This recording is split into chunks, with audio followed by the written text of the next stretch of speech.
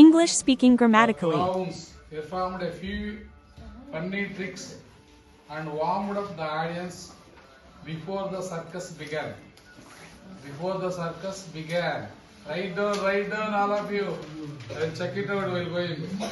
This milk has been cold.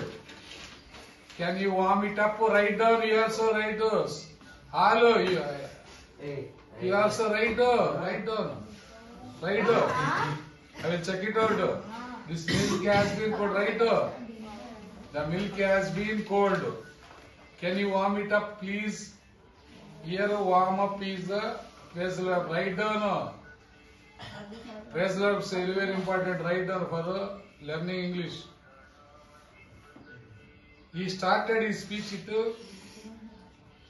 it is an anecdote. He started his speech with an anecdote. A very amusing one, and the audience warmed up.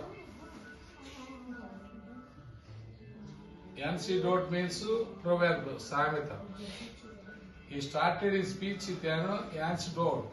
A-N-E-C-D-O-T-E. Very, very important vocabulary. A-N-E-C-D-O-T-E means proverb, samita. A very amusing one, santoshkaramaindi.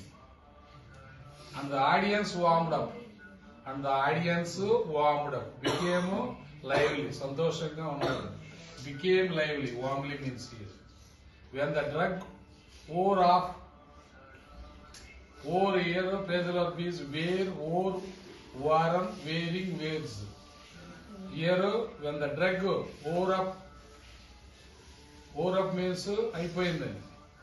Wore off, W-O-R-E-O-F-F is the phrasal verb in this sentence. She suffered a reaction.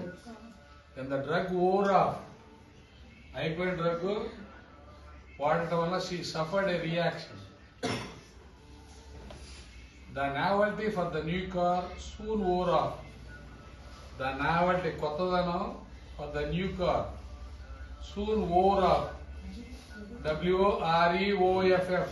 Wore off means disappeared. కొత్త car colour disappear అయిపోయింది. The novelty for the new car soon wore off. Wore off means disappeared here. Long journeys really wear me out. Here, wear out is the phrasal verb. Long journeys really wear me out.